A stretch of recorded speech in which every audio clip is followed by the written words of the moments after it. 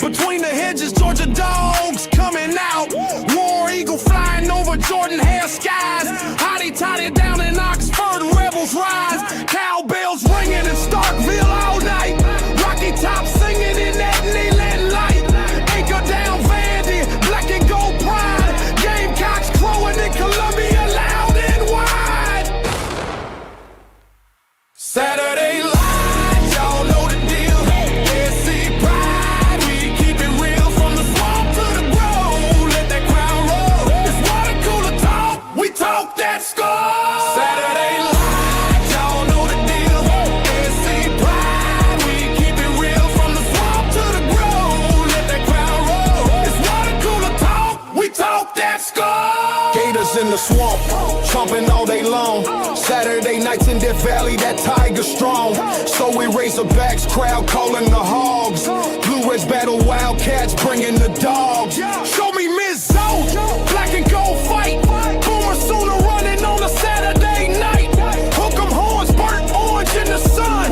12th man standing, Aggies get it done. Saturday light, y'all know the deal. SC pride, we keep it real from the swamp to the grove. Let that crowd roll. It's water cooler talk, we talk that score. Saturday light, y'all know the deal. SC pride, we keep it real from the swamp to the grove. Let that crowd roll. It's water cooler talk, we talk that score.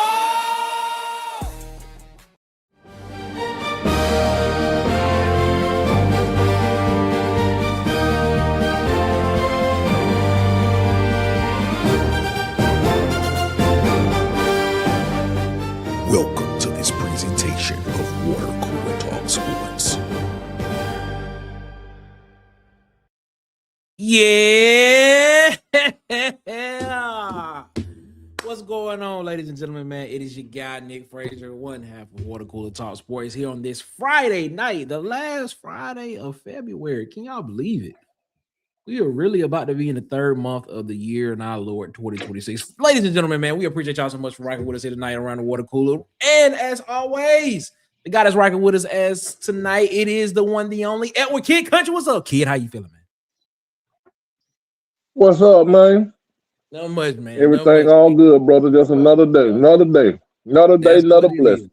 That's what it is, man. We appreciate that so much, man. Ladies and gentlemen, do me a favor before we get this thing rocking and rolling, man. Follow and subscribe to these YouTube channels, man. At it's SEC Season, what I got Auburn Teds at Tight Sports and Alabama Football Megacast. I got DC Wolf over at Auburn_Addicts TV. Dustin over at the Uptempo Podcast, man. Be Sharp over at Sharpshooter Sports Talk. I got Vandy Grits over at the Golden Broom Podcast. The Huggy Beard himself on YouTube and on Twitter. I got Edward at Kid Country. Make sure you go subscribe over there. And, of course, the legend himself, Bubba and the old man, Auburn Sports Talk. Also, subscribe to JMHO Sports Talk, what I got Coach Sean. On the Block Sports, what I got Coach Carl. And, of course, Dylan over at the College Loop as well. Support the people that support Water Cooler Talk Sports, man. Shout out to I got DJ. They want support of Water Cooler Talk Sports, man. Follow him on TikTok, Instagram, and YouTube at Hollywood_media. That's Holly with an EY.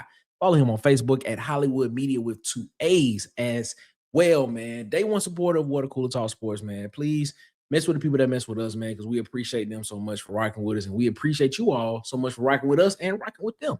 Thank you so much. Do us a favor, man. Go follow us on our social medias. Follow us at CoolersPod23 on Twitter, at the Water Cooler Talk on Instagram and TikTok, and of course, the Water Cooler Talk Podcast on Facebook. Also, visit www.watercoolertalksports.com. Again, www.watercoolertalksports.com for all of your college football, SEC football, Auburn football news, and coming soon, high school recruiting news and high school news coming soon, man. So check it out, man. in written form. It's all in written form. That's www.watercoolertalksports.com. If you want to support the channel financially, man, super chat's always open. You can super chat us during the show. It's all good. But if you want to put that on autopilot and you want to help fund the show, because like I'm telling you, we going that way. A lot of things are coming.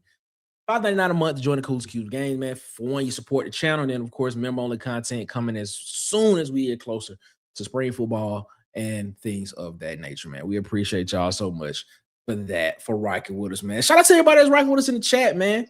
We appreciate y'all, man, for rocking with us in the chat as always. Who with us in the chat? DWG73 said, love the show, War Eagle, man. What's up to you, man? Appreciate you so much, man, for rocking with us as always. There he is. The legend of Sweet Sugar Bow Williams, the Rooster Mac, the Huggy Beard himself is rocking with us in the chat as always, man. Fellas, the man himself, Mike McKinney. What's up, Mike? How you feeling, man? I hope you're doing good. I hope I'm saying this right. Is it Asher Rocks? If I'm saying it right, let me know. Let me know if I'm saying it correctly, because I got to make sure I'm saying it right, because I believe this is my first time seeing you around the water cooler. Welcome, my guy. Appreciate you so much, man, for rocking with us here around the water cooler as always. His Royal Highness is rocking with us, King Richard. What's up, King, man? Hope you're doing good, man. Hope you're feeling great. Hey, let Coach know that email has been sent. It was sent. Just let him know it was sent, King Richard. We appreciate you, man, so much. Mr. 21, can you do something for me? What's up? Ed Darby rocking with us around the chat, around the water cooler as always, man. I got Calvin Peterson. What's up, Calvin Peterson, man? What's up, man? Warrior for life, man. Good evening, Auburn family. What's up, Calvin? Hope you're doing well, man. Hope you're doing great as it is. It is a D4L Auburn Dad for life. Rocking with us as he always is, man. We appreciate you so much, man, for rocking with us. Calvin Peterson with a $2 super chat. Good evening, Auburn family, man. We appreciate that so much, man, for this $2 super chat, man. Thank you so much for continuing to rock with us here around the water cooler. Ladies and gentlemen, let me bring them in. It is the one, the only, everybody's favorite Auburn fan. It is Auburn Tez. Tez, what's going on, man? How you feeling? Man, feeling pretty good. How about you guys? Man, feeling great, Tez. Feeling great, man. Can't complain. Can't complain at all, man. Tez is a Friday night, and I feel all right. And the party's over here on the west side. That's how I feel. You know what I'm saying? That's what it feels like, man. I feel great. Feel great. Let's not tarry too long, as I always say, man. Because I want to get into some talk tonight. There he is, man. There he is. Phil Will in the chat. What's up, Phil Will? How you feeling, man? Hope you feeling good, man. Man, I hope you are doing good. He said, man, going through a lot, but I'm glad I'm here. Man, hey, man. You rocking with us around the water cooler. Take your mind off for about an hour, and then and then hopefully, everything be well, man. That's what we doing, man. D-Lev in the chat, right? He said, what it do, fellas? Always good to catch y'all live. Appreciate you, man. Thank you so much, man, for rocking with us as always. Thank you, man. There he is, everybody's favorite insider. The insider of all insiders. It is Ant the Insider. What's up, Ant? What's going on, man? How you feeling, my guy? How you feeling, man? All right, let's get into the conversation tonight, man. All right, so it's a conversation that we have been hinting around for a while. Scheme fit. Talking about scheme. With Alex Golesh is what there has been hinted at a lot. Will this offense work? Is this offense a championship level offense? Will it work in today's college football? Is it more than just an 8-4 every 2-3 year type offense? Is it gimmicky? And things of that nature. Does it prepare people for the next level, which is the National Football League, the NFL? So tonight, what we want to do is we want to have an in-depth conversation. And we want to not just be surface level, but we kind of want to get into it and see exactly how this offense will look under Alex Golesh and Joe Gordon at Auburn. What it truly is, and what it absolutely is not. And then, of course, we'll go into some other things. We'll go into some subcategories of speaking about it as well. So, we're going to make it happen. We're going to make it happen and talk about it. But before they do that, man, Calvin Peterson with the $5 super chat, helping someone to join the water cooler. Yeah, We appreciate that so much, man. Shout out to Calvin Peterson, man, for rocking with us. AUTJ is rocking with us around the water cooler. What's up, fellas? What's up, man? How you feeling, TJ, man? But let's talk about it, man. Start with Kid Country on this. Start with Kid Country. You have been quoted as one point in time saying you thought that this was a gimmicky type offense. Gimmicky. Do you still feel that way, Kid Country? And do you have any reservations of what this offense can be, and if it's a sustainable offense that can be ran at Auburn to win multiple games and potentially keep Auburn in the college football playoff championship and SEC championship conversations? Your thoughts, kid? Can you win with this offense? Yes. Okay. You can win SEC championships with this offense. You got the right pieces. You can win national championship with this offense. Okay. Is the offense gimmicky to me? Yes. Okay. That's not in a negative way. When I say it's gimmicky, you don't see this offense ran at the next level because they really can't run this offense. So that's the only reason why I would say it's gimmicky.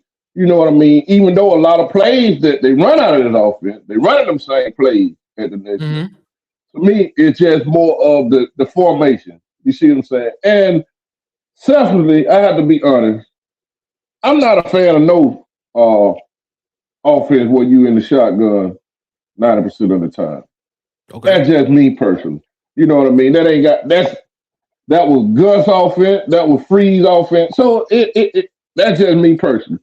Any offense, when it's 3rd and 1 or 4th and 1, if you don't have the ability to get up on the center and get a yard, I think it's a gimmick. That's just how I feel. I still like that, which you ain't gonna do that the whole game. You know what I mean? I formation. You ain't gonna do that the whole game. But I still think it's an element to football to where, which that 4th and goal on the 1 yard line, man, sometime in football, it's just nut check time. I say it like that, man. Look, try to keep it. I don't get rated off. But sometimes, you know what I mean? It's just time to line up. And which I did see Golesh do some of this. I'm going to give him credit. He come out with a big package. I want to say it was Cole Skinner, one of them, running the ball out of a jumbo package. So he has the ability to do that. So, I think this offense is different, but you just seen Ole Miss run a variation of it. And, you see what they got to down there to the championship. So, yes, you can have success running this offense. It's no shot personally when I call it gimmicky. I just look at what they do on Sundays versus what we do. And they don't run this version, on Sunday. So that's the only knock that I have on it. But who's to say that's even a knock? I agree with you wholeheartedly on that. I know that's a surprise to you, Edward, but I do. I agree with you wholeheartedly on that. People know that I am a fan of the West Coast style offense mixed with pro style tendencies. It's the type of offense I would run. I love the West Coast. You utilize the short game and the run game. You use a lot of zone read, a lot of zone blocking schemes. You can incorporate some gap blocking schemes in there. It's what I enjoy. That's my favorite thing. I know people talk about me, Ed Darby, 21, talk about the wing tee. I mean, don't get it twisted. The wing tee is literally the base offense that you can do a lot of run games. Like gap block down. If you can do gap block down and wing tee, you can run. You can run anything. Trust me, I get it. I like the concepts when you think about the old wing tee offense and the double wing offense and things stuff like that when you get into running the football. But if I had to draw up the perfect offense, it would be a mixture of the pro style and it would be heavy West Coast, probably 80% West Coast with some pro style tendencies wrapped up in it. If that's what I would do, because I would very, very love to utilize the short game as an extension of the run game, in my opinion. Ted, your thoughts on that? Can you win with this style of offense? Is it a championship level offense you can win games with? Is it something that is sustainable down the line in order for Auburn to win football games and be in the conversation for national championships and SEC championships down the road? Is it a championship level offense? I'll go ahead and answer that and say no. Okay. The only reason I'm going to say that is because we haven't seen the team win with it yet. All right. So I'm going to say until the team wins a championship playing offense in this fashion is not a championship level offense yet. We could be that team. Is it sustainable? Absolutely. Can we win games with it? Absolutely. Okay. Is it a gimmick? I wouldn't. I hesitate calling it a gimmick because it's like it's just taking advantage of a difference in the game, right? Mm-hmm. Where the hash marks are spaced. Yep. Receivers line up on the hash marks all the time, and it's like you just because college football they spaced out so far. You can space the field out really really far. It's kind of I look at it like college basketball, how college basketball has two halves. Yeah. Right. It's In the just a men's game. difference in the game. It's not like, it's not like, nothing that a team is doing to take a loophole or anything like that. It's just like you're taking advantage of what's on the field. I think this offense is specifically the no huddle portion of it becomes Auburn's identity for the future. Like, we've been successful when we've gone fast with tempo. If we're successful in this offense, they're gonna go fast, gonna use tempo. He could run this to the tune of, hey, this is Auburn's identity now. Like this team that goes fast, no huddle. Any offense that we get will try to mimic that afterwards. Kind of like how like an Alabama or Georgia has an identity of a way that they want to play defense. So now any coordinator that they get or some kind of mimics that identity, right? So to say, I say all that to say, yeah, it could be very, very successful. He could possibly run this to a championship level. And man, it just depends on the success of the whole thing. I think the differences are in the red zone, in the short game, situational moments. That's where you see nuances in the offense. Mm-hmm. Like Edward was saying, you saw him hand the ball to linemen at times. Like he gets rather creative in those moments. You got a Byron Brown, so you're able to make some plays there. Room full of tight ends, so you can get really creative in the red zone. You don't necessarily have to run this veer and shoot wide splits, wide choice system. So like all the time, they're not gonna run that every snap.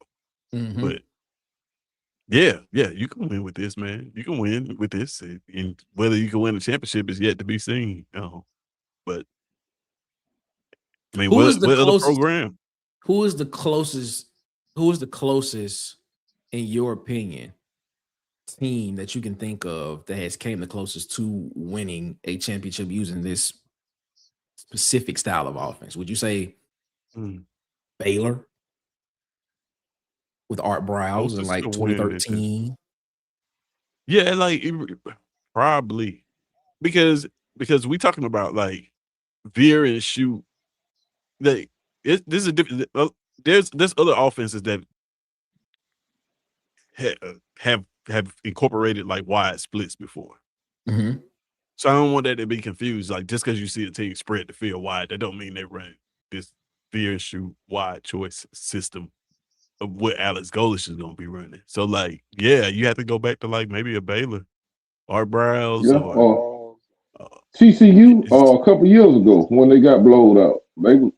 run a variation of that as well. They were. But Yeah. Were Okay. yeah, Yeah. TCU. Okay. But Okay. So you're saying TCU would be one? Okay. Cool. I like that. I like you like said, that. it's elements of it everywhere. He mentioned Ole Miss. Yeah, they'll spread the field like that really wide, but it's not a true, what this is. Mm. Ladies and gentlemen, about to bring in a guy right now, man. He's in the back. He's ready to come in. The man, the myth, the legend. It is the one, the only from Auburn _Addicts, DC Wolf. What's up, DC? How you feeling, man? You muted, DC. Can't hear you. You still muted. It's all good. We're going to get it right. All right. You gonna get he's hold on.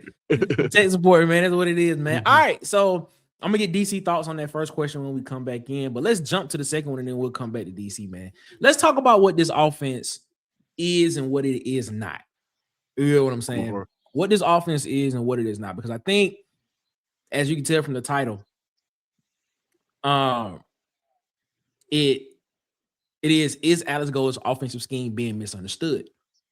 And what a lot of people think this offense is a lot of passing the ball, just because there is a lot of space that is utilized with trying to create space and make the defense to make in order for the defense to make a decision. So a lot of people think there is that this offense uses a lot of guys in order to throw the football around. I mean, i.e., when he was at Tennessee as the Tennessee as the offense coordinator and ran a version of this, because this has evolved since his time. His offense has evolved as a play caller. When he was a play caller at Tennessee as an offense coordinator, since then it has evolved. Since he has been there up until what we potentially could see now, the offense has changed. I think you had Jalen Hyatt, who was 1,000-yard receiver in his offense. Yeah. I think just last year you had Chris Brazil, who was at Tennessee, who was the leading receiver in the conference with over 1,000 yards. You had Brennan Thompson at Mississippi State. Jeff Levy, who runs a version of this offense, he was a 1,000-yard receiver as well. But you also look at those guys, you also look at those teams, and you see a lot of those teams that had really, really good running games as well. Sure. So what this offense is not, it is not an offense that we're just going to sit around and just throw the football all over the yard. There is an element to this offense that is a very run-heavy type offense because of the fact of one simple thing of the way the hash marks are set up in college football.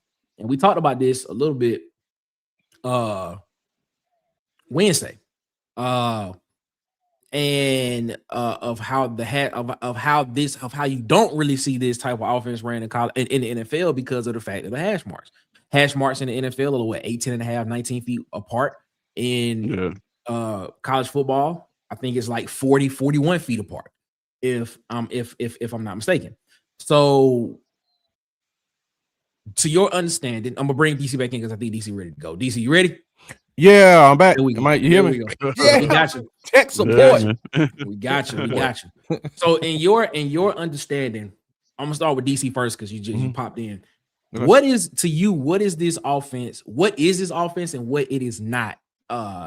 Just from what you have watched and seen from it, what do you think? What have you seen from it, and what is it and what it is not to you? Man, I think it's crazy. I think it's misconstrued, just like Gus Malzahn offense was. It's like Gus Malzahn was just running a straight downhill running scheme and then taking shots. People like kind of link this offense to a run and shoot, which is not. It's a downhill running offense also, man. But then it has choices on the outside. So I think it is a downhill running offense, but I think it is not a throw it all over the field, run and shoot offense. So I think people kind of see it differently, but I think like Tennessee really runs the ball. Tennessee really like goes downhill and runs power football and punishing football, but it looks like they're a finesse offense, which they're not. So I think people just misunderstand that, and they will misunderstand that with Auburn's offense. But that's how I see it. Okay. All right. Your thoughts on that, kid? Oh man, DC stole the words out of my mouth because I don't fit to compare it to the 2013 to probably 2016 Gus Malzahn offense. Just out of different formations. If you ask me, they really want to run the ball downhill, and you know, they really want to dictate the box. And you know, that's kind of what I compare it to, running the ball. Now you have some team, like you say, that run variation out of this, and they approach it different. You know, some team like to pass the ball a lot out of this offense. I think this offense, it more of we gonna similar to what Freeze wanted to do. We gonna take what you give us. If you give us this light box, we gonna run the ball. You go to if the safety go to get eye down in the box, you go to doing too much, we're gonna go over your head. You know, so I think it was kind of designed for teams that maybe had, I wouldn't say lesser talent, but it was designed to be simple. You know, quarterback ain't a whole lot on your plate. You know, receivers, it's not a whole lot on your plate. In order, like Gus used to say, to allow them to play fast. You see, take a lot of thinking out of the game.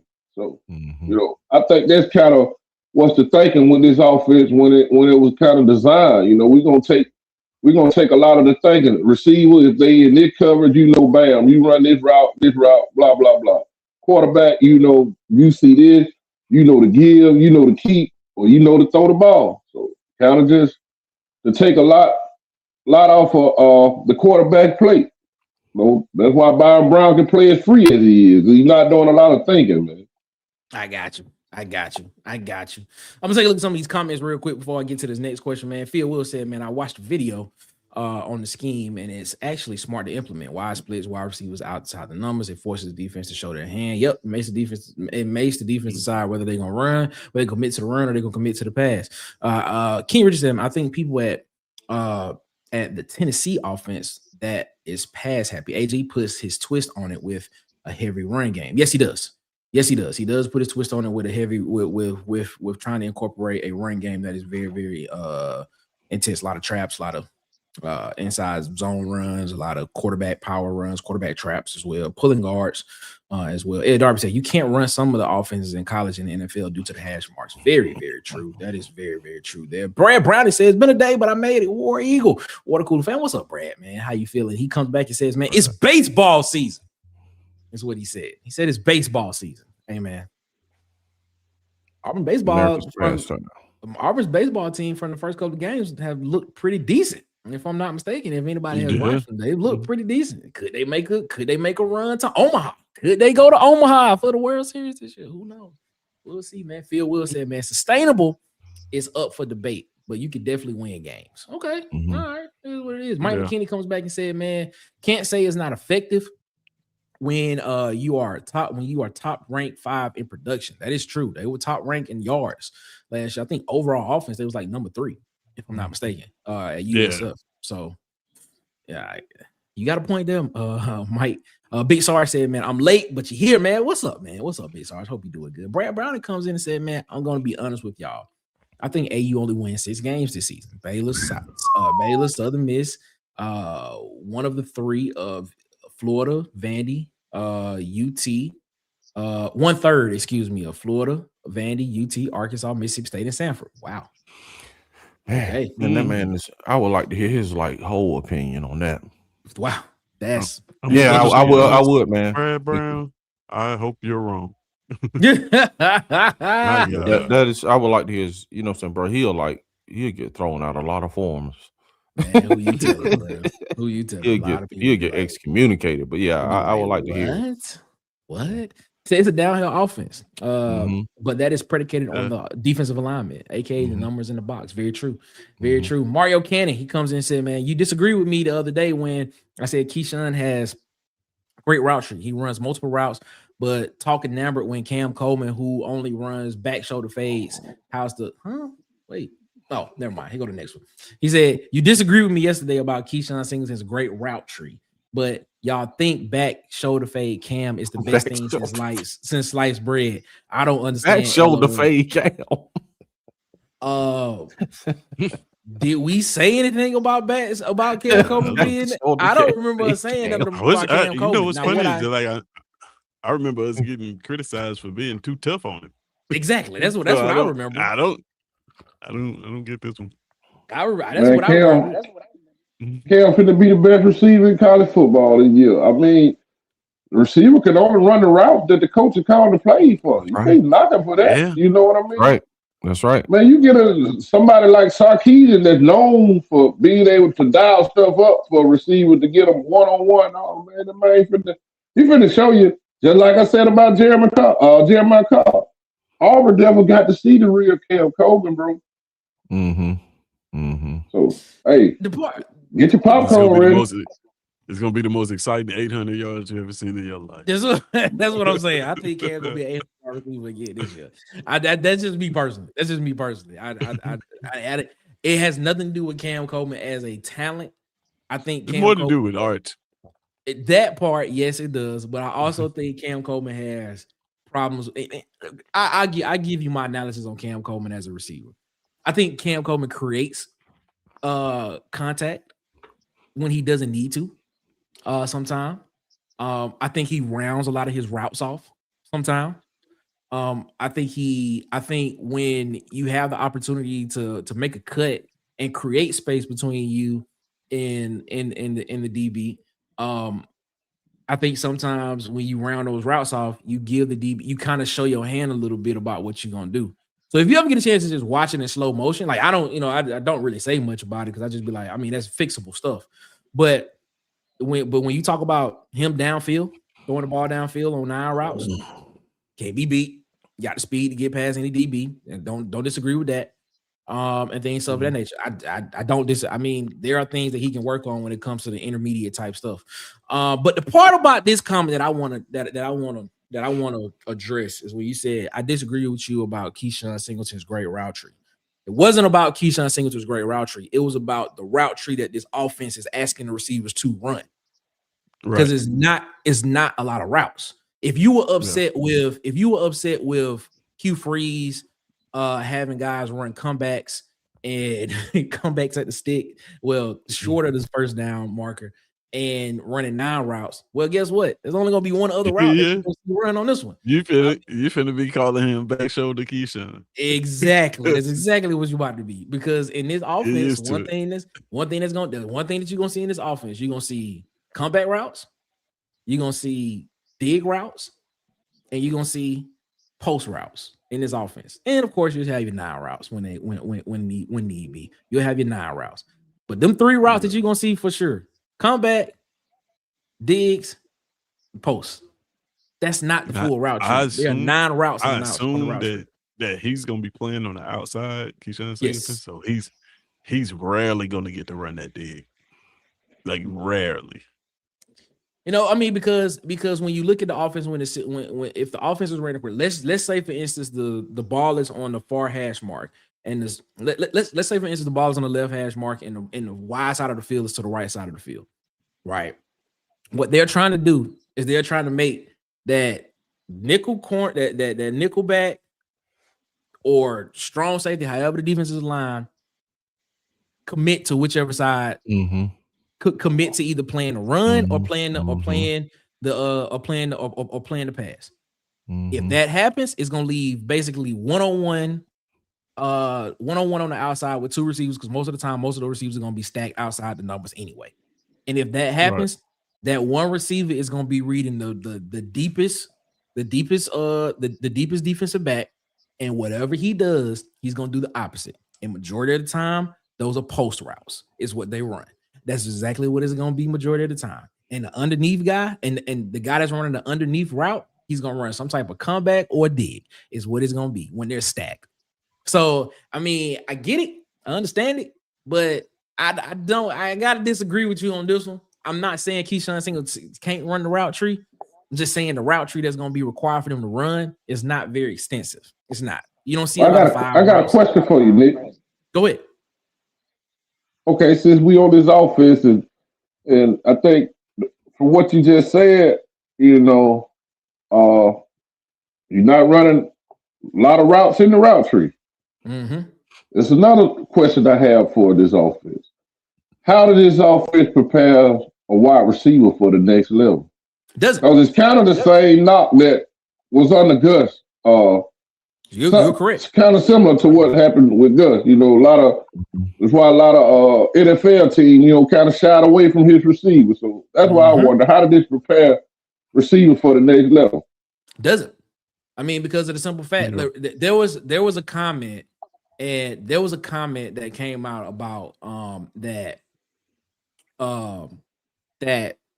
Sarkisian made, and I'm not gonna like quote it like verbatim, but I'm going to paraphrase kind of what he was saying. It's basically saying he was asked a question about Cam Coleman coming to Texas and how he's been the model type player and the model type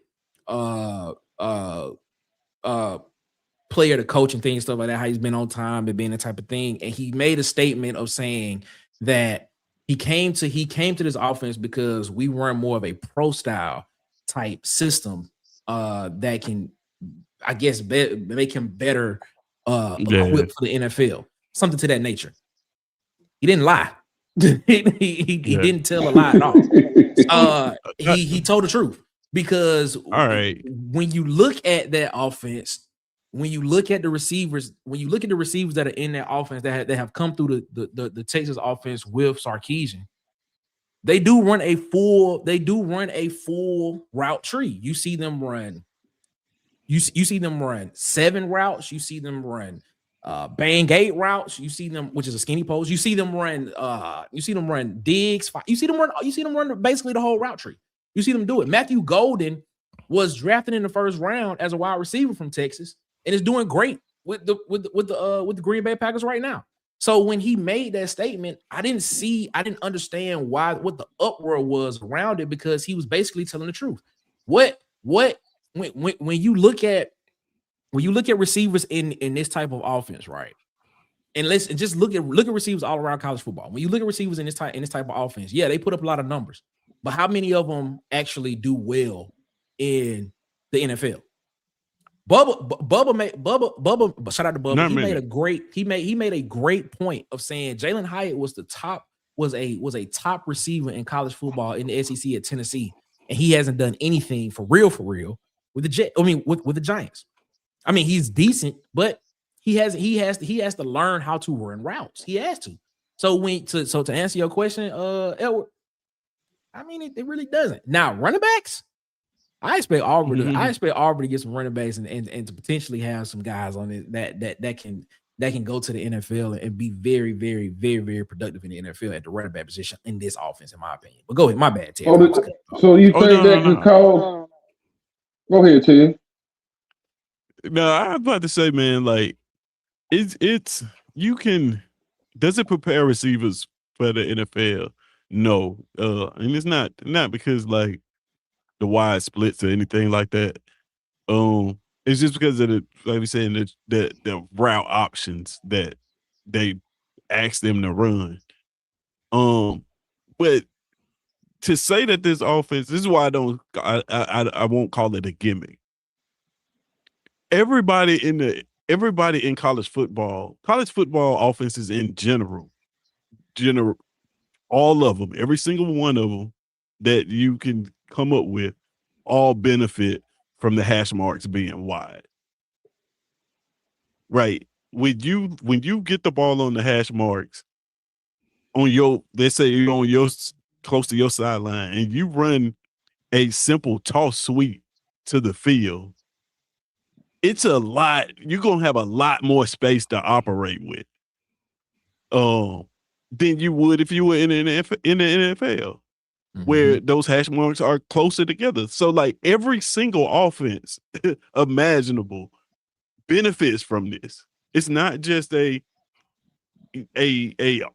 this veer and shoot type of Alex Golesh type gimmicky thing. Like, no. that's why when they had a combine and when they evaluate like all these routes, they do it that way because you line up in trips and you take that inside receiver, you lined up on the hash mark, you take that inside receiver and run him on like a corner route. That is a long corner route in college football. You're not gonna have that much space in the NFL. So like when you evaluate receiver talent, all of them have benefited from this.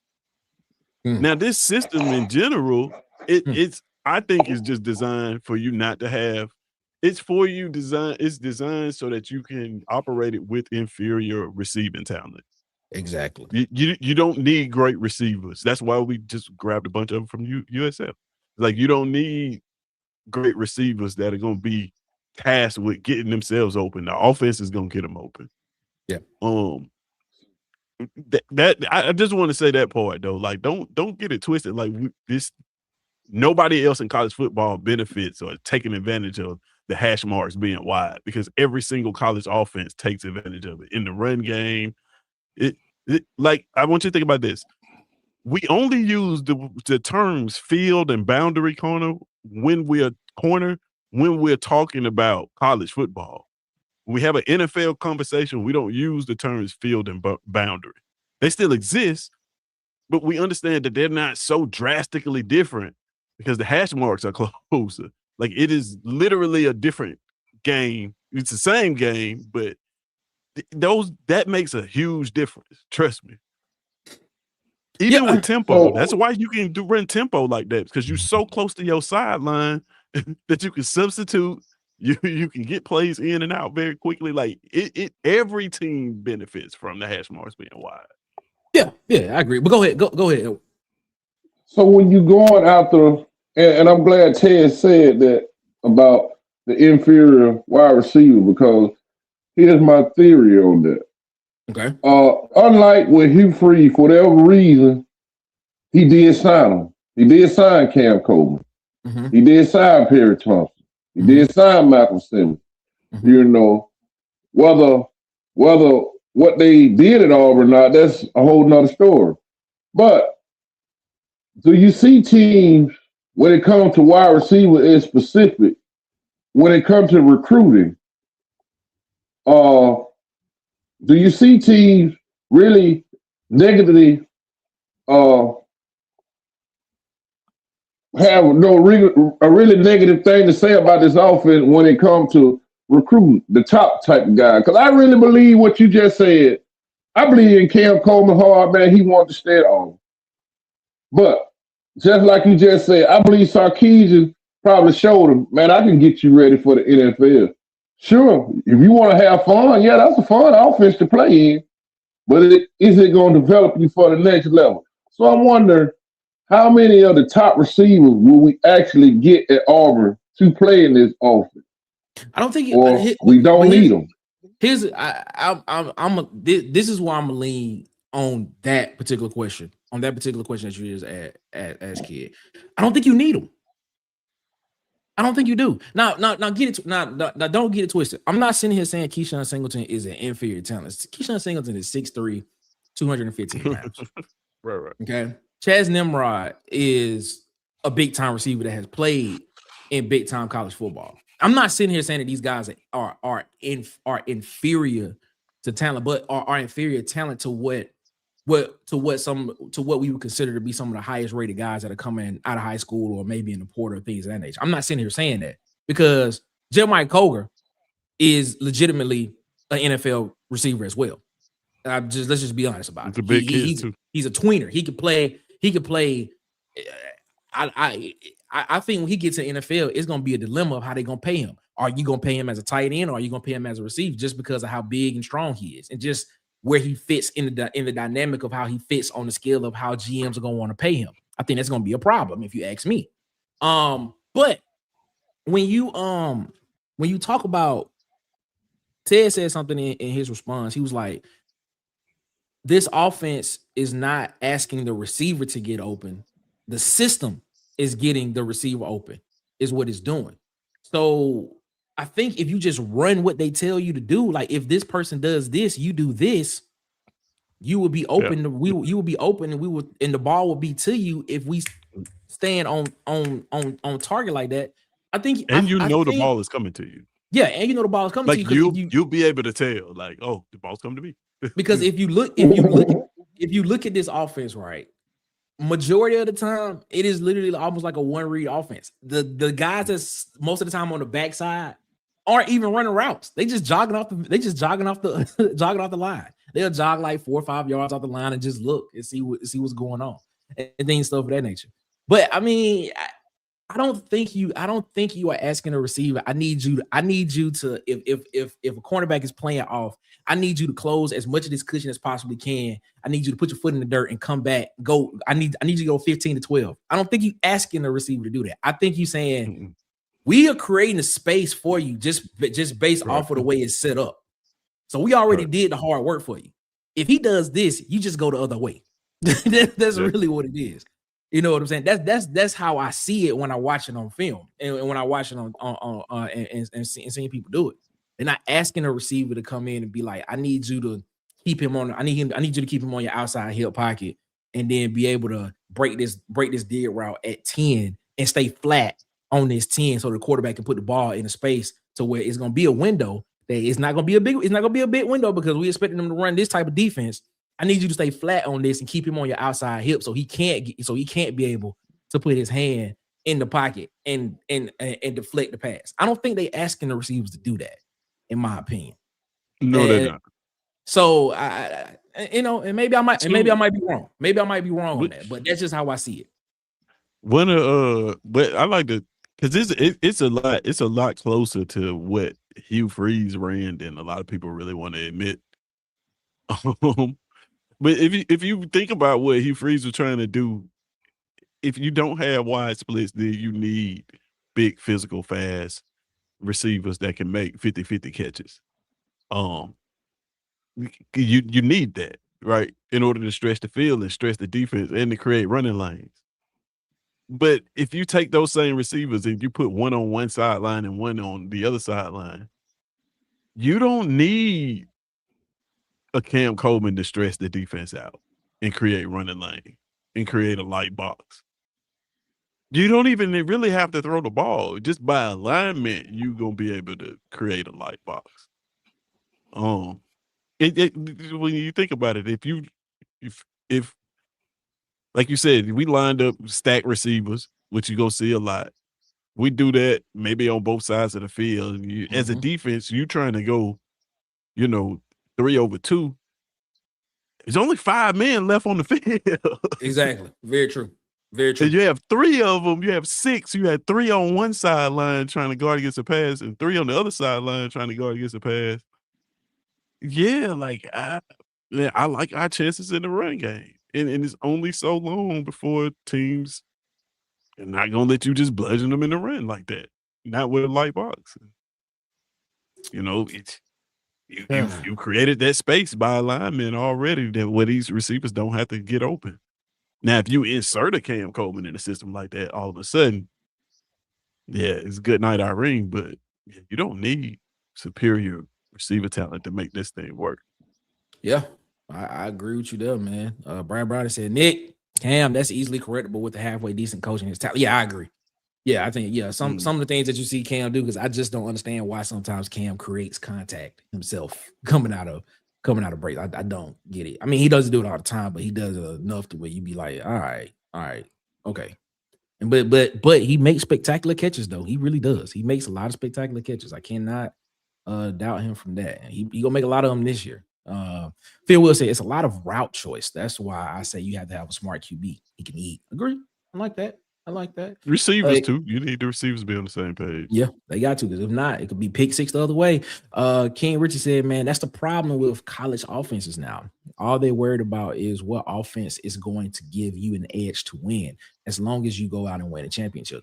Is that the offense? I'm gonna push back on that. Is that the offensive problem, or is that the system problem of guys having to win right now, and guys just trying to implement something that's simple? Because if you go out and implement, it is very difficult to implement a true pro style offense. Very, very difficult to implement a true pro-style offense because the verbiage is crazy. The verbiage tells majority of the time the verbiage tells each position what they need to do on the football field. It gives you the formation, it gives you the protection, it gives you what the X, Y, Z, F, H. It tells you everything what everybody's supposed to do. So it's where you gonna find the players? Where you gonna find the quarterback? Good luck finding a true pro style young quarterback. That's not. We had one. Spread football. Auburn had one. Auburn had a true pro style quarterback in Holden Garner, but hey, Holden Garner, the field. Never had the opportunity to get on the field. Trey Chastain, what's up, man? He said, imagine Bryce gets 800 this year. He would be my favorite receiver in recent history.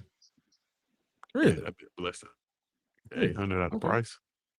Yeah, man. Mario said, man, I respect your opinion, my guy, but all I'm saying is Keyshawn Singleton is not going to take it upon himself to run to the sideline every time the ball is snapped. You ever seen Cam run a slant pattern?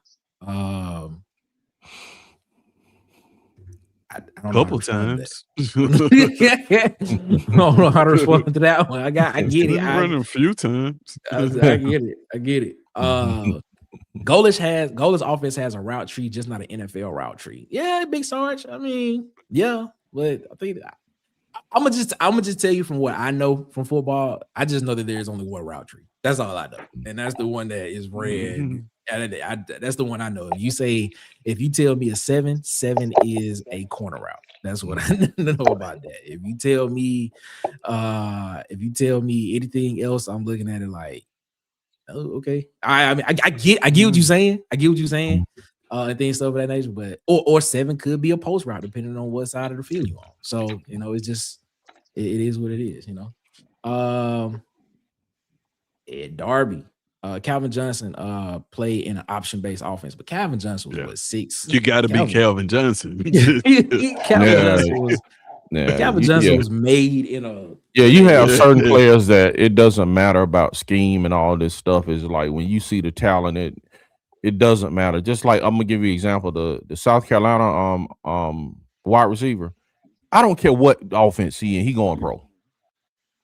He going pro. Oh, so my Nick Harbor. Yeah, it don't matter, bro. He going pro. Yeah.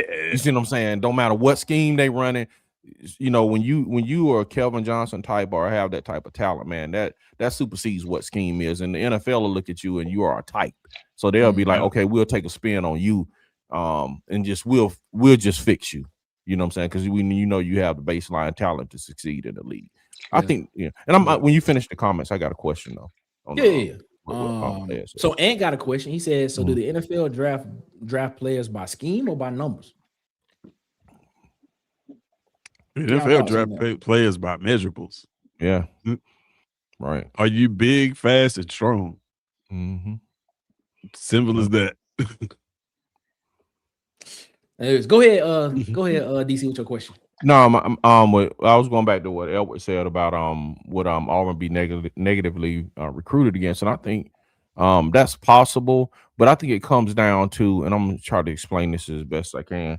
I think it comes down to if the coach is dependent upon the wide splits and going fast as the catalyst for being successful, or is that the basis of how he does everything, or can the coach teach it and teach a translation to the NFL, if that makes sense? Like Steve Sarkisian has been in the NFL. Certain coaches can't go from college and teach offense in the NFL because they are their whole thing is they're dependent upon, I'm just dependent on going fast, and I'm gonna try to get you with this type of offense, but I can't necessarily coach the X's and O's, if that are the intricate details of offense, if that makes sense. Like a person on a video game just spam plays, but they really can't coach. You feel what I'm saying? You run up on cats and you play them in college and Madden, bro. They have their spam plays and they are great, but if you take their spam plays away, they can't really like coach offense, if that makes sense, because they're just dependent upon this system of these spam plays they have. And I liken that to like and I'm not saying this is Golesh or Gus. I'm not saying this is them. I'm just making it as an example. With Gus, it seems like he was dependent. His catalyst, man, was just going fast. When Nick Saban them went and cried and took that away, his offense slowed down a lot. His offense, at first they couldn't contain Gus when he was just going fast and wide open and running that type of offense and depending upon that. When they took that part of him away, it was like, okay, now dude, just coach these X's and O's without that component of just you using something besides X's and O's to win, if that makes sense. And I know to a degree everybody does it, but Mike Bobo, you know, and I know Georgia fans, you know, have their feelings about him, but Mike Bobo to me and Steve Sarkisian to me, they look like they just coach offense. They use those components to enhance the coaching, if that makes sense, but they don't use that as the very thing they depend on to coach. So I think if Alex Golesh, to just kind of to talk about that, if Alex Golesh, if he depends on wide splits and going fast, I think he'll be okay as long as he can teach, you know what I'm saying, X's and O's. Then when they get to the combine, they can do like Nick said, they can decipher play calls. You feel what I'm saying? If he can coach that and they get to the combine and they can do those things, he'll be okay. And then I think if you put up numbers, so cats are gonna want to come play. Some cats aren't necessarily looking at NFL component. If a receiver showing, if Alex is showing that he can put up 1,000-yard receivers, 2,000-yard receivers coming. You know, so but I agree with that part. I look at it. I look at it like this. I think if Coach Golesh, if this is the offense he's gonna run. Okay. This is it. Yeah. I think if he finds the guys that he feel can come in here and do it to what they want them to do, and are okay with that. I think this offense can thrive for however long he wanted to thrive, just because of the fact of the way that the field is set up. Because you can't beat space. You can't beat space. No. Right. It's just a lot of space. They naturally found a way with the field, with the way the field is made up, with the way the field is drawn up, to be able to create an edge with space. Right. Yeah. Which is why majority of the time you're gonna see them try to put the football on one hash or the other as much as they possibly can, because it gives them an advantage of space. Right. If the ball is if they are even in the middle of the field, I don't. You'll see the running back on running plays hunt hash marks. Like, exactly. Because they want that advantage of having all that space to one side. Exactly. But you know what, DC though, like I think this offense is the very core of X's and O's. I fully while I think that it doesn't really prepare receivers for the NFL, because it doesn't ask them to do a lot of different things. And even quarterback, for example, like there's certain windows you're not going to be asked to throw in. But both receiver and quarterback have to have a very, very good understanding of coverages and what they're seeing. No matter whether the split is wide or it's not, your offense is trying to take advantage of the numbers game. You're playing the numbers game, whether that be pre-snap, post-snap, whether the coordinator is trying to guess what the defense is going to do. You're always trying to out-leverage the defense and play it in some sort of space. You may try to create that with power run, with, you playing the numbers game and the power run game, and you got guards pulling, you're getting big people on little people. You're trying to create an advantage there, but like, it's all of it. All of it is X's and O's at its core. Because like, what better way to teach a quarterback what cover two coverage is if the two safeties is damn near on the sidelines? It's like, it's clear. This is where's the hole? And right there in the middle of the field. It's like you can see it. Like, you know what I mean? So it's like it does give them an advantage. It does give them an advantage from spread the field. That's why in the red zone, it's a problem, because you lose that advantage of that space. You have to condense it. And then now you hope that your quarterback is able to diagnose plays where you can't use the field as an advantage and things like that. Yeah. But at the core of this offense, it's the very core of X's and O's in offense and football. But see, go ahead, Ed. Here's the wild thing about this. And I'm just sitting here thinking, Like, why wouldn't he have a more diverse route tree when your wide receiver coach came from the NFL coaching 2 or 3 years that knows how to coach the entire route tree if he coached NFL receivers for 2 or 3 years? So why would we dumb code it down to just coaching 3 or 4 routes? I don't know. To me, that's crazy. I got a guy that the coach receivers at the highest level. Mm-hmm. Mm-hmm. Why would we run more routes to let a former NFL wide receiver coach them? The best way I can answer that is this is the best answer I can get to that. It's because that's what the system allows for. The system is system is not the system to me, and I thought about that as well too. I was like, well, why don't we see more, more of a diverse, round tree? Like, why don't we see any,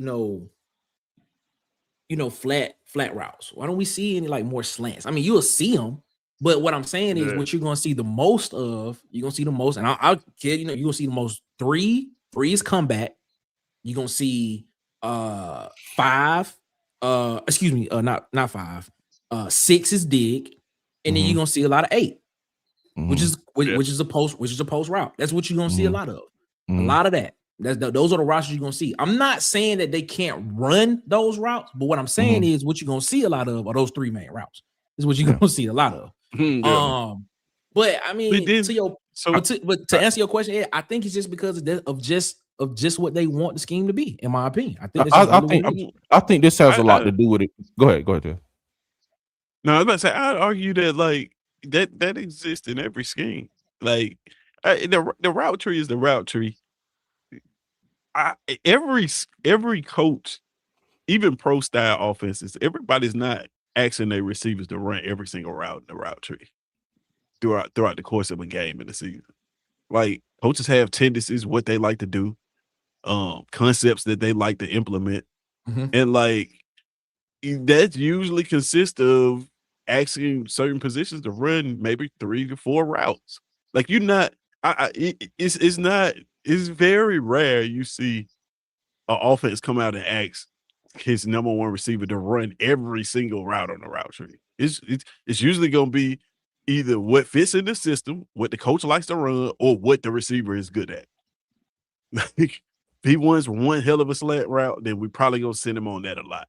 You know what I mean? So like, it's no different. It's just notable that this offense is simply those routes that Nick said earlier, man. Dig route, you're gonna have to come back, post.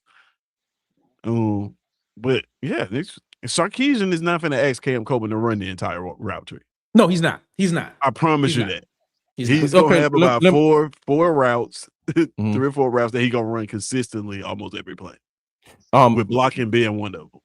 Piggyback on what Ed is asking too. Let me introduce this. Is this a part of it? And we talked about it earlier. Is the state of college football that we're in, does that dictate how you run your offense? Like they say, like Ole Miss, like they say with Lane Kiffin, he has a quarterback friendly system. If you're like in college football and NFL, you got multi-year contracts, bro. You can take your time, implement, and learn all this stuff. With college football, man, these cats one and done.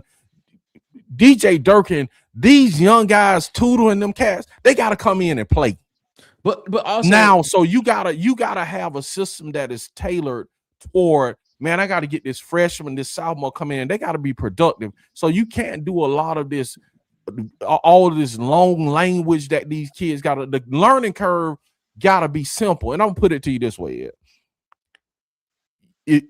can you sit and make homemade dressing every day after day, and homemade collard greens and biscuits from scratch, cornbread from scratch, making that every day? Or will it be smarter to like this guy down the street, he does it, so I'm just outsourcing, he's just gonna bring them in, I get this? You got to find a way, man, to make those complicated things very simple for cats coming in, going out every year. Because the players we get on, we might not have the quarterbacks in the room next year, so that we have now. So those new quarterbacks coming in, dude, you got to have a system that they can produce instantly too. So I think that's a little bit of it.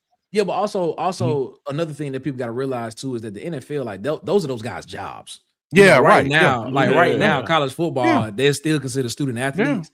But then the schedule that the NFL has, the NFL, as soon as you draft it, man, you go into a 3-day rookie mini camp.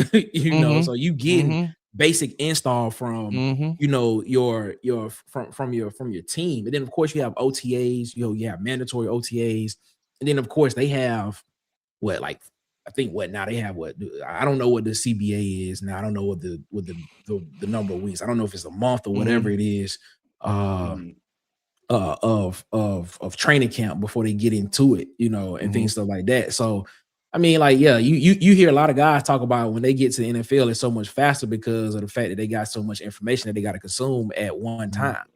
And, it's true. It's true. I mean, that's true as well. But the schedule helps them as well too, as much. And the fact that they don't have anything else to do except that has a lot to do with it. And then to the point about receivers, Tish, you made a great point. You saying like no coach is gonna ask any receiver to run, every route on the route tree. I think the only receiver that you can probably look at, and I'm not saying a particular person, but I'm talking about the only position at the receiver group that you could probably look at that probably is close to being able to run that is probably a slot guy, just because how versatile he is. Yeah. You know what I'm saying? But your X receiver, your traditional X receiver is a receiver that is a guy that can create space and beat the best DB on the other side of the field. Basically can get separation and get past and get behind them. Your slot receiver is is a guy that can kind of do everything. You got to be able to run mesh routes. You got to be able to run a lot of your short stuff. You may be able to take the ball out of the backfield sometimes and things stuff like that. But to your agree, like there are a lot of receivers in the NFL and a lot of guys that was in college football that made their money running 2 routes. For real. So I'm not mad at it, but it is what it is. I'm gonna look at this question because I thought it was a good question, man. Jay asked the question. He said, well, how does the system prepare a quarterback then? It's a great question. It's a really great question. How does the system prepare a quarterback? Man, I think the only way I think it prepares a quarterback for real is like I kind of alluded to it. It just prepares them. You get a real good view and glimpse of like what coverage is. Especially base coverages. You do a really good job at that. To be honest, outside of that, the routes that you could throw, a lot of the deep routes, it does probably teach a quarterback to trust. Like, you know what I mean? Because like in this offense, it's like, once you figure out where the ball's going, you're just a lot of times just putting it in the air. And you're not waiting to see a receiver open. It's like, okay, this is where the read goes, put this ball in the air. So it can teach anticipation. But if I'm honest, quarterbacks in this system usually suffer from just the game management portion when they get to the NFL. Of how to manage the game, how to operate the entire offense. The like Nick said, the verbiage comes into play. The speed of the game. It's not clapping anymore. You actually got to say Y880, color and a number. It's not a clap. It's actually it's a color and a number. And you got to be able to have a cadence that can kind of throw some people off as well. But and then you're not dependent on the scheme part. You're not just dependent on wide splits, and the defense is not going to be decipherable as it is in college football because you can't depend on that.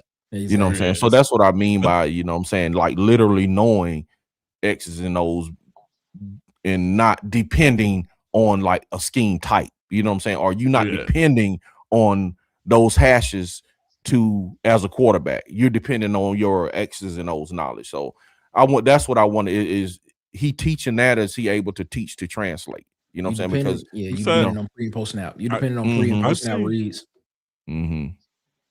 I say the closest that I've seen in the NFL example is like Geno Smith. and they didn't spread the field as wide, but they ran an up-tempo system that was really, really simplistic. You know the season that you know what he did at West Virginia. Like the yardage was insane. It took him a while when he got to the NFL to adjust to it. Now, eventually he ended up becoming the starting quarterback, but it took Geno Smith a minute to adjust to just the NFL game and how it all kind of works. I've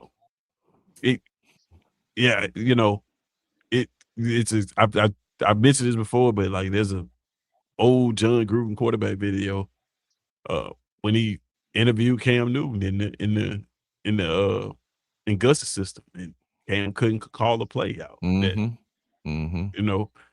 So like things like that, the more you simplify it at the collegiate level, the tougher it's gonna be for any player at the next level to pick that up. Because I mean, it's not like pass rushers, like your pass rush is like go get the dude with the ball. You know what I'm saying?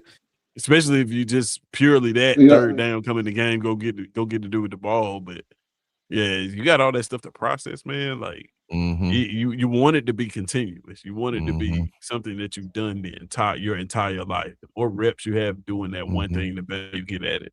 I don't think we have. I just don't, honestly, man. I just don't think we have the time now with the transfer portal, man, NIL, and cats jumping from team to team. I just don't think you have time to like have these complex offenses and defenses, man. That's just my thought. Go ahead, Ed. You about to say something? I think if I'm an NFL GM, I take a guy to this offense knowing that it's probably going to take him 2 years before you're ready to truly see the field. Because, like we were saying, like we were talking about, and I think DC just kind of hit on this. I kind of dumb it down for him at the collegiate level so he don't have to think a lot. Well, at the pro level, the coach ain't thinking for you. There's a lot of stuff that you got to be able to see and adjust, at pre-snap, post-snap. It's so much to go into playing quarterback at that level. I'm not taking a guy out of this offense, my first round draft pick. No. I catch him for a fifth round, third round, maybe, knowing that, hey, man, it's probably going to take, a year or two leave for him to be ready to see the field. Yeah, man. Like this conversation, I think I got an idea for my next article. For real, man, because this reminds me of a conversation that I've been having about high school, like, because what we saying, I think all starts in high school. I think that's where what we see now came from high school. Why? Because I think systems like this would develop because what happens in high school when you have a superior talent quarterback that's faster than everybody, he can just happen to throw the ball, is like you want to get that guy the football. You want to get him out in space running the football, and you want to make the game simpler for him. You're not really, if you get a Cam Newton in high school and you don't run him, you'll lose your job. Like the whole city will be ready to get you up out of here. So like this systems like this were developed to make it easy for like non-quarterbacks to play quarterback. And that happens at the high school level, and then that is translated into college. And man, it's like this type of thing has been affecting college quarterbacks. I mean, NFL quarterbacks and NFL players for the longest. The fact that these games are so different, right? And they get to that level of football, and not only are the field, the physical game is different because the field is different, but like the actual what we're trying to accomplish here and how we go about it is vastly different. From what we're used to. So, man, it's I don't know what needs to be done about that, but yeah, that's going to continue to be an issue for any team that takes advantage of the rules in college football. Very true. Get some of these comments. We're gonna get up out of here, man. Susan Scales, what's up, Miss Susan? War Eagle to you, Miss Susan. How you feeling? Hope you're doing all right, man. I still gotta reach out to Miss Susan because I would love to get her to do something for Water Cooler Talk, something real quick. But I'm gonna reach out to her, man. Shout out to Miss Susan. She always reposting everything. We appreciate her so much for that. Absolutely. Thank you, Miss Susan. King Richard said, man, Chip Kelly is a great college coach, but his offense does not work in the NFL. Hey, you understand that. Brad Browning, man, shout out to Brad. Brad had to leave. I saw his comment when he had to dip out. He said, good scheme beats talent a lot of times. I agree. I agree with that. I mean, I think if you can scheme something up pretty good, I think majority of the time it will beat, talent. My guy Mario Cannon, he said, man, I don't think he needs to. Obviously, Sark has adopted a pro style offense. Coach Golesh is an old Delaware wing T, no huddle, run play action RPO guy. He doesn't really believe in a pro style system. Yeah, I mean, this system is definitely not a pro style system. I can tell you that. Ed Darby, if you are running wide split, some routes you just can't run, like the post corner. That's very true. Right. Kind of true. Mike McKinney comes back and said, man, it also has to do with the pace of the offense. And then he comes right back after that and says, a lot of college offenses just check with me. In the pros, it's on the quarterback. The quarterback has to make that check at the line of scrimmage, which is the reason why they have to know a lot. Because sometimes they have to be able to see stuff that's happening and be able to check out of a play, be able to slide protection to a place if they see where pressure is coming from. Where's the shell of the defense tilted to? Are they showing me, a cover 3, but could it go into a quarters look? Could they even out at the end? Are they showing me a cover 2 look that could end up being a quarters look? Like, I mean, it's a lot of things that go into it. I mean, they showing pressure off the left, but you got a safety that's coming down on my right. Where is the pressure coming from? Should I slide the protection to the left side so I can have enough protection in front of me to be able to read what needs to be? Do I need to tell the running back to stay in on this play and block, or do I need to have some type of signal between me and the receiver that, look, if you see this, if I do this, you do this. It's a lot of things that go into it, man, playing the quarterback position. And in this type of offense, they take all that out. It's all taken out just so you can be able to play fast. It's like driving an automatic. Kind of, sort of, yeah, exactly. Like, you're a great driver, but can you drive a manual? This is a great question. Absolutely, that's a great analogy. Hallbone said, Drew Brees said a QB needs 50 games to know how to learn the quarterback position. And 50 games in the NFL is roughly almost 3 years. That's 18 games in the regular season. So you need just about 3 years in order to learn how to play the game. So I get that, man. That's playing 50 games or just because you can't sit on the bench for 50 games. You see what I'm saying? That's what I'm saying. They have time on their hand. They have more time than college has. That is true, man. Keyword said, Ted's loved the last article, my guy. Loved it. It was a great article, man.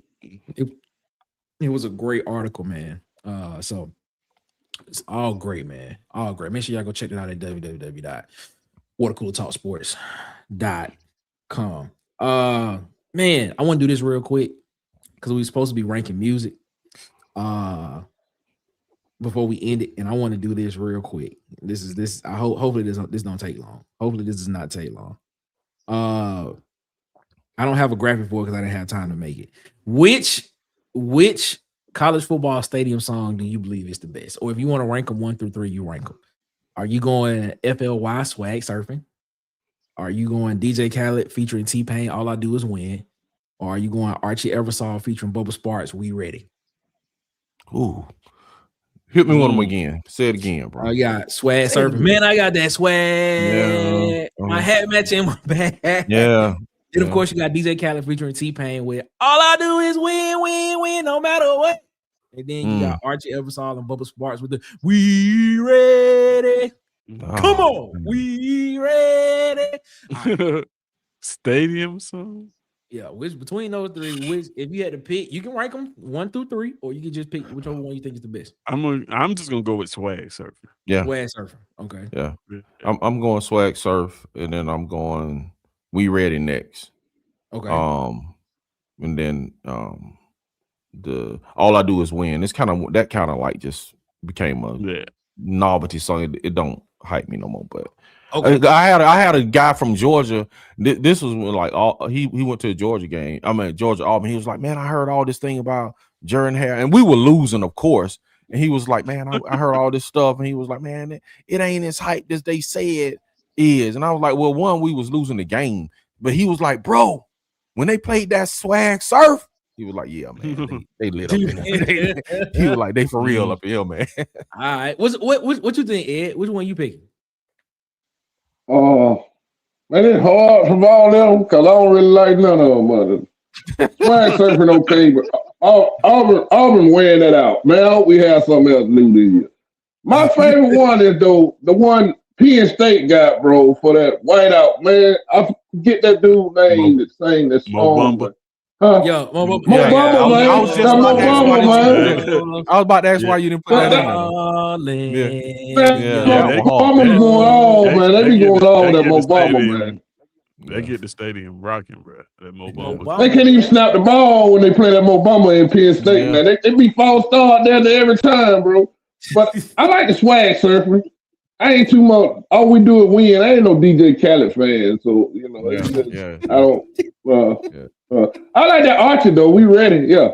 Yeah, we ready. Yeah, we ready. So serious, bro. I like that we ready. I like that we ready, man. But my favorite thing, it ain't even a song. It ain't even really a song.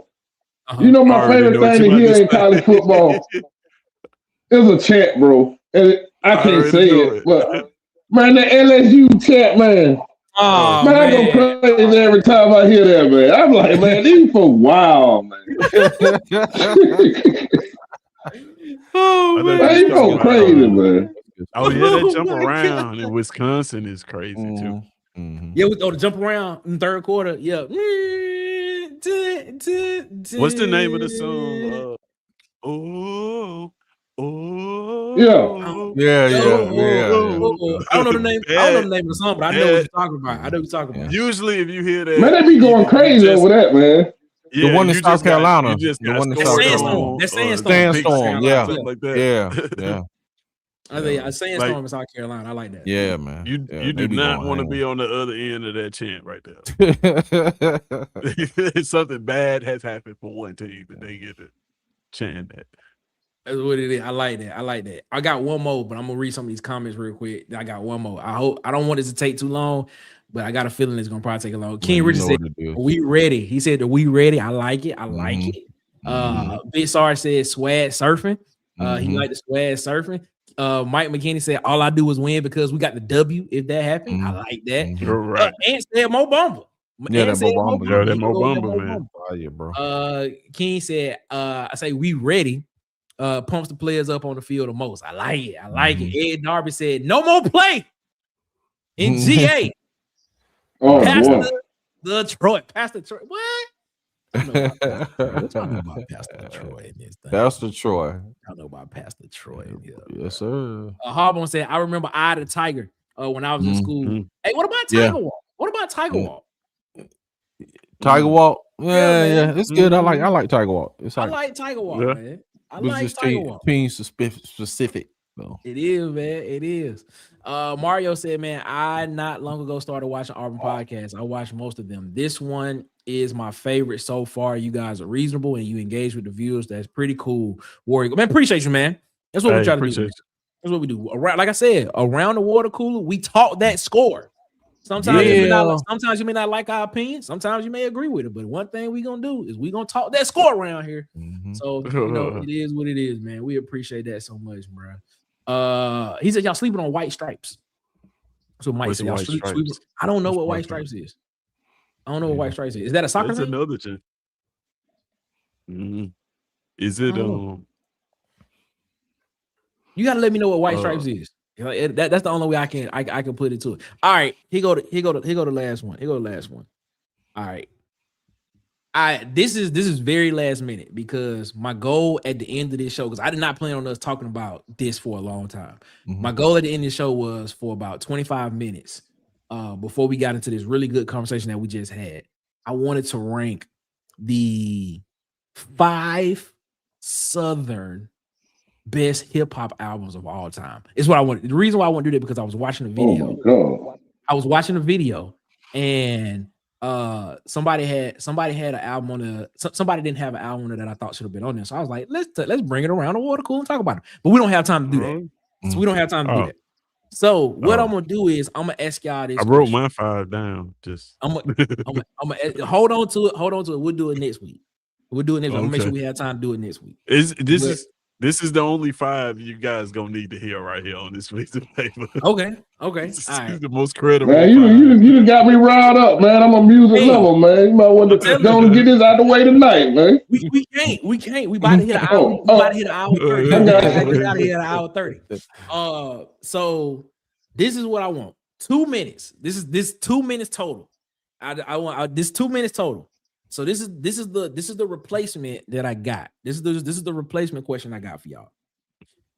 Who has the better catalog between these 3 artists? Who has the better catalog? Bro, we about to be on here all night, bro. We're not about to be on here all night. Yeah, we are. Yes, we are. I'm not about to be on here all night. Trust me. Who has the better catalog between the 3? Bro, you talk about catalogs, but go ahead. Okay. We talk about songs, but a catalog. Okay. Go for T.I., it. Lil Wayne, or Young Jeezy? Who has the better catalog? Who has the better catalog? Okay, what do you mean? Let's say the best catalog between the 3. Who has the best catalog between the 3? I would say Lil Last Wayne. time I checked, I went to Man in these streets. It's Jeezy, man. You think Jeezy got a better catalog than Wayne? Catalog? Man, that bangers. Yeah. Okay, I'm saying, okay, what does define better catalog? Because if we talk about sales, you got to go with Wayne. You see what I'm saying? Are we talking about what do we mean better? You don't think Wayne has sold more than Jeezy? He probably has. Right. No, So I that's agree with you. right. That's what I'm saying. What do you mean? This list right here, it's a Jeezy album on this list. It is. Okay. It is. It's not a Wayne album on this list. This is a good one. This is a good one. Ed said, "Are we count mixtapes?" He said, "Are we count mixtapes?" I mean, I guess that is part of the catalog. Throw mixtapes in there. Throw mixtapes in there. Hey, Ted. We're talking better. Yeah, you see what I'm saying? Hey, Ted. Yeah, what's up? If 400 degrees ain't on that list, you can tear it up. I can say that now.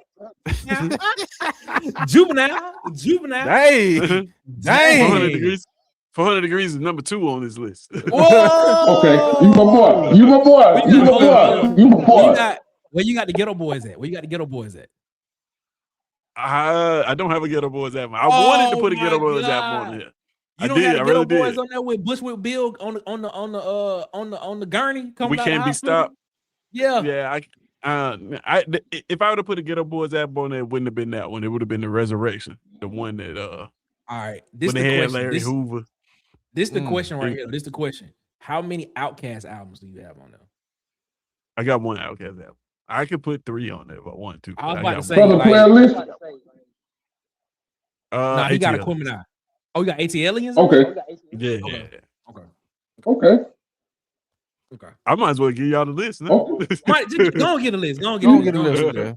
Go get a list. All right, this is the most credible hip hop, Southern hip hop albums list. Don't let nobody tell you no different. Okay. These are in order, starting with number 5. Number 5, I got Master P and Ghetto D. Okay. Classic album. I like that. Classic album. Changed hip hop. Listen, I remember the first time I heard it. It started off with drugs. Just never mind. I don't want to just listen to the album. You get what I'm saying. Number 4, which could have been higher probably. I got Thug Motivation 101.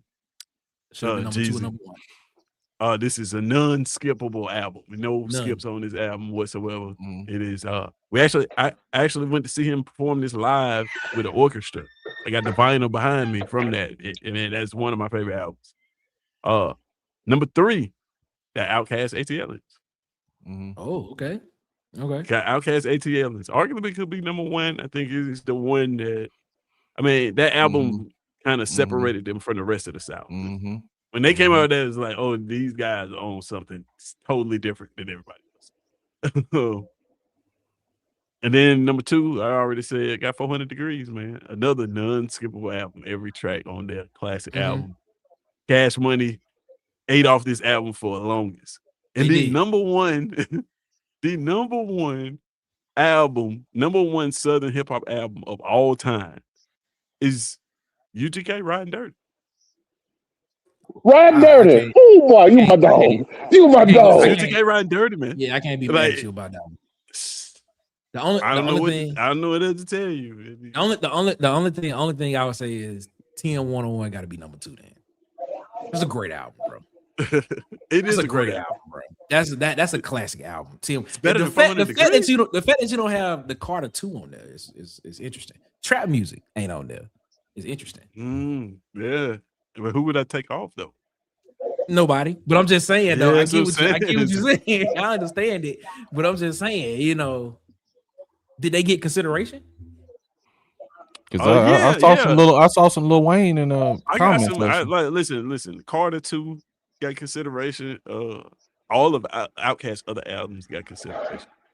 The Last Done got consideration for this. Who else? It's a couple of them, man. Penitentiary Chances. Penitentiary Chances. Boosie and C Murder.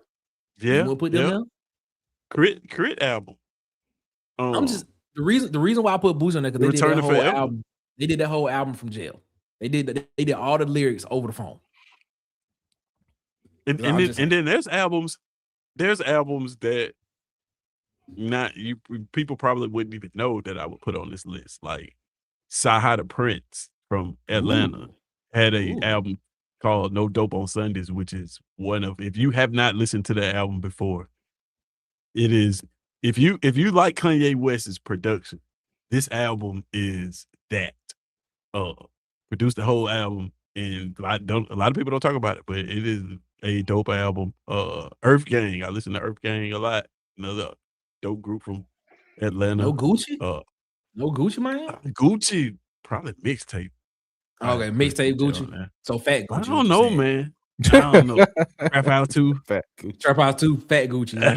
Yeah, like it's man. You can go a lot of different directions. It was tough to leave I'm Serious off of here. What about Dirty Sprite from Future? You don't think Dirty Sprite need to be in that conversation somewhere? It could have. It definitely 2016 was the summer, man. I'm just saying. Yeah, Soul Food, Goody Mob, or even I keep saying the Experience. That's the first song on there. But Still Standing from Goody Mob. All right, man. We gonna hold that right there, man. I'm gonna have to make time next week to make that we'll have like a legitimate 25-30 minutes to talk about that. So it is what it is. Young Thug ain't make the cut. I don't know what Young Thug be saying sometimes. I'm just saying. Unpredictable. I'm just saying, it's a lot of music on there we talk. All right, man, do me this favor one time real quick, ladies and gentlemen, man. Go subscribe to these YouTube channels, man. I got Ted's at his SEC season, man. Tight Sports over at Tight Sports, Alabama Football Megacast. Auburn Addicts TV, what I got DC Wolf. Dustin over at the Uptempo Podcast. Be Sharp over at Sharpshooter Sports Talk. I got Vandy Chris over at the Go to Broom Podcast. The Huggy Beard himself on YouTube at Kid Country as well. Make sure you go subscribe over there, man. 2371 Highway 14 at Toggleville, Alabama, Adelines. Make sure y'all go over there and check that out. Just keep in the back of your mind, October 17th, watch party. We're doing it at Adelines, 2371 Highway 14 at Toggleville, Alabama.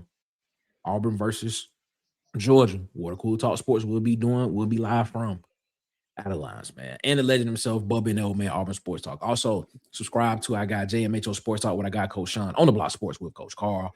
And of course, Dylan over at the College Loop, man. Support the people that support Water Cooler Talk Sports, man. Shout out to I got DJ, man. Follow him on TikTok, Instagram, and YouTube at Hollywood_media. That's Hollywood and EY. Follow him on Facebook at Hollywood Media with 2 A's as well, man. We appreciate y'all so much, man, for rocking with us here around the Water Cooler. Support the people that support us, man. Also, follow us on our social medias at CoolersPod23 on Twitter, at the Water Cooler Talk on Instagram and on Instagram and TikTok, and the Water Cooler Talk Podcast on Facebook. Also, visit www.watercoolertalksports.com, man. Again, it's www.watercoolertalksports.com. SECSports.com for all of your college football, SEC football, and of course, Auburn football news in written form, man. I'm trying to tell y'all, guess what? High school is coming. High school news is coming very, very soon. So just know that. Shout out to King Richard. Shout out to that, man. No official announcement. We gonna make this an official announcement. But King Richard, man. Shout out to King Richard, man. We appreciate that so much. All right, man. We about to get up out of here, man. We appreciate y'all. Excuse me so much for rocking with us. Jesus Christ, man. I got the hiccups, man. It's all good, man. We appreciate y'all so much, man. I'm still seeing y'all saying 8-ball MJG. Yeah, I apologize to 8-ball MJG for not putting y'all in my top 5. I'm just saying. I may have to rearrange some things. Huggy said, "Wait till y'all hear the Roosters list. I can't wait for this. Oh man, I bet the Fix is on there. Scarface. I'm pretty sure. I'm pretty sure UGK is on there as well. I'm pretty sure you're gonna hear Pimp C on there from Huggy. So I'm telling you, it's gonna be great, man. I still love to bust out Doggy Style album, man. Hey, classic album, man. King Richard said, please hit the like button on your way out. Please do that for us, man. It helps us out a lot, man. UGK, man. That's why I like it. Hit the like button. We appreciate y'all so much, man. We about to get up out of here, man. Tez, we gotta say to people before we get up out of here, my guy. Oh man. Well, since y'all told me last time not to say appreciate y'all for having me. Like, wait, what? I won't say that. But appreciate everybody in the chat, man, for always rocking with us, man. Appreciate y'all that rock with me over on my channel, man. I did want to say this. Like all y'all that do support my channel, support us on here, man. I'm finally at a place where I think that I'm comfortable in what I'm trying to do with SEC. So like I appreciate you guys for sticking around for that, and like it's all kind of fitting in the place now. So you should hear more from me coming up here in the future. So I appreciate y'all for that. It is. I like it, man. Make sure y'all go subscribe to Tez at his SEC season. And also, man, make sure y'all hitting them up on Tuesday nights and Thursdays for lunch breaks, man. Thursdays for lunch breaks, 10:30 to 12 noon Central Time, Thursdays. That lunch break rush, man. Lunch breaks. Check him out, man. It's a great show. Talk about some interesting stuff on there. I will tell you guys this, though. Like, I give you guys a heads up. You heard it here on Water Cooler first. Next week on both SEC season live on Tuesday, 6:30, and on the SEC season lunch breaks Thursdays at 10:30 a.m. Central Standard Time on both. We can talk offensive line. Yeah, so we go rank some offensive linemen on Tuesday, and then on Thursday we're gonna have a very, very in-depth, in detailed, nuanced conversation about offensive line play. It should be fun. My type of talk. I like that. Kid Country, Edward, Chef Country, man. The chef. What's on your mind, man? Man, great mind think alike. Ted put up a list, bro. And in his top 5, he had not only albums, his top 5 consists of 3 of my favorite songs ever. Okay. Number 1 song ever, UGK, Diamonds and Wood. That's my number 1 favorite song ever. 400 Degrees, Juvenile. You see me, I eat and talk rap. You see that 98 ever said it on TV about that. That's my second favorite. My third favorite, Pass Me the Green, I Need Some Weed with my Hennessy. Ghetto Dope. Hey, you can't beat and that. I'm gonna give you one that's a forgotten album that it had to come out around 99, 2000. That was just an absolute banger. Okay. That 3 6 Mafia, When the Smoke Clears, man, that was a bad album, bro. Yeah, that was a bad one. Project Pat too. I forgot about that. Yeah, that was a bad. Mr. Don't Play. Oh man, went hard. But man, just blessed to be on here this Friday night, man. I got to go back right quick because I remember early in the show I seen somebody comment saying, they were having a rough time right now. And as always, we get on here and we gonna talk football. You know, we gonna talk Auburn. We gonna talk music. We gonna talk whatever. But at the end of the day, God is always the forefront of all our life. You know, so Man. to that fellow who was saying, you know, he was glad for us to be on, because I've been in your situation, bro. Don't feel like you the alone, the only one going through something, man. See, we have to learn how to be our brother keeper, because people can come on and you never know how much joy that you can bring somebody, bro. I'm gonna give you a quick story and I'm finna get out of here, Nick.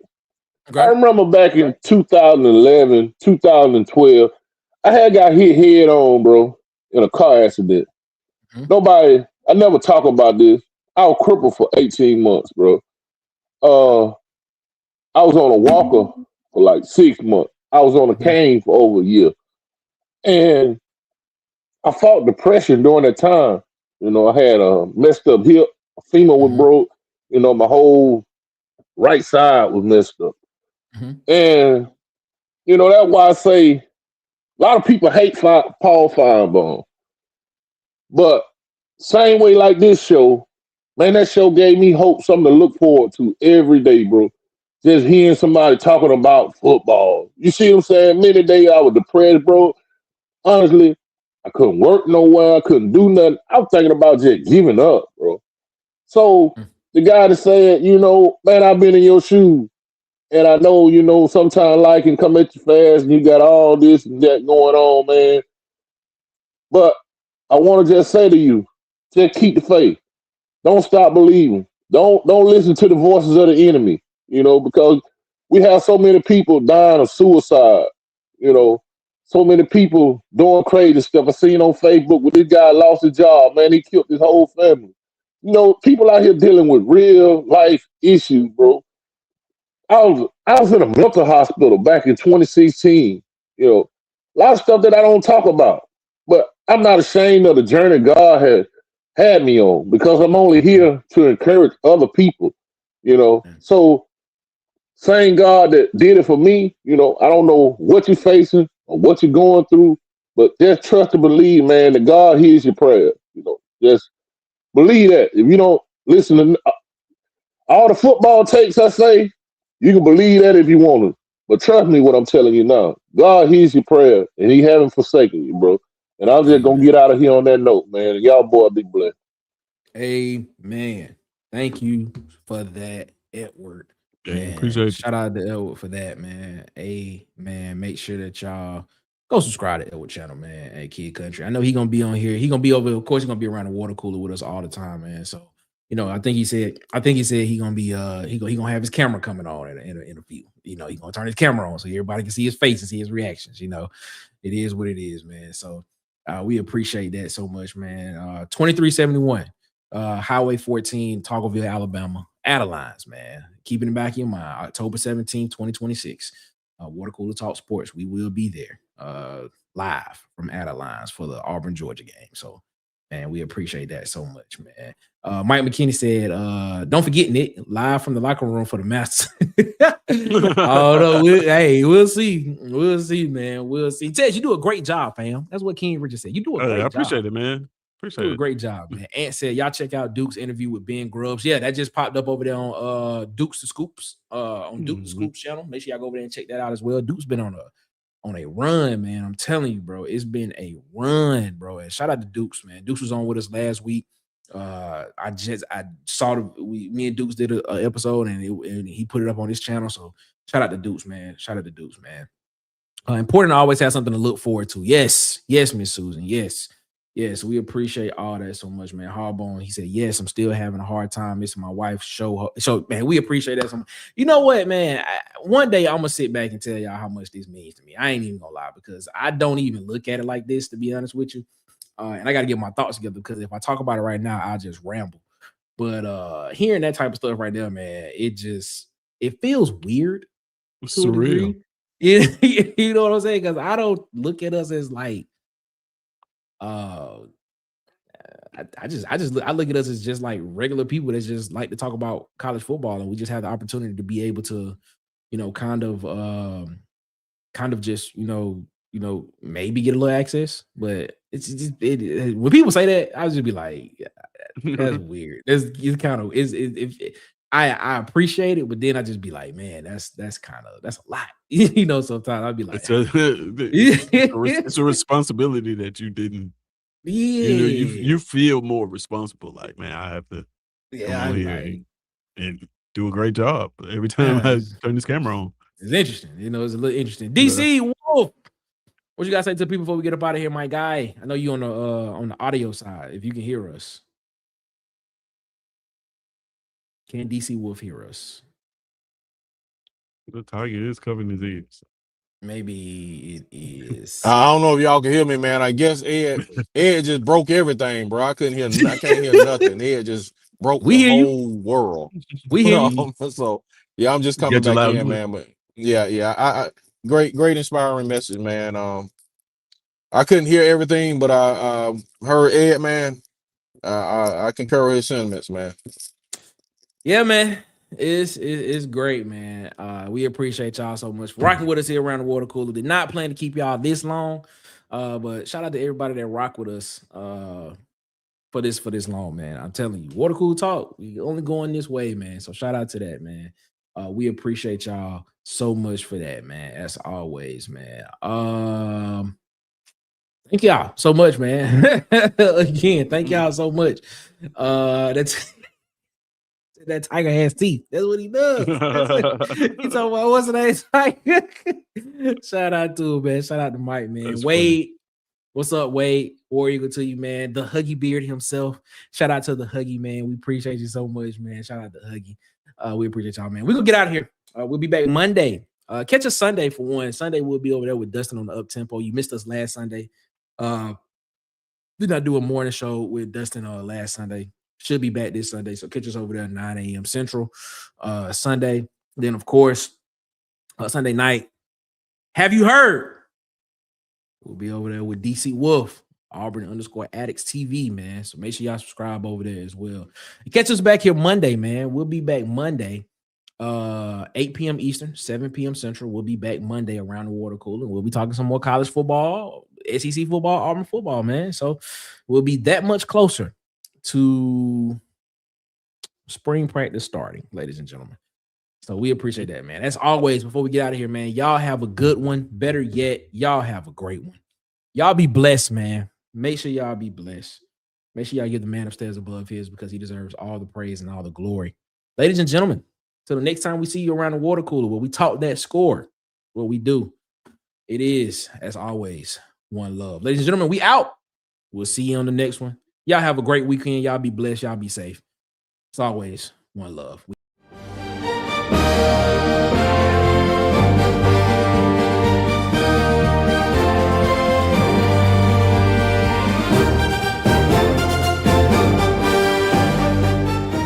This has been a presentation of Water Cooler Talk Sports.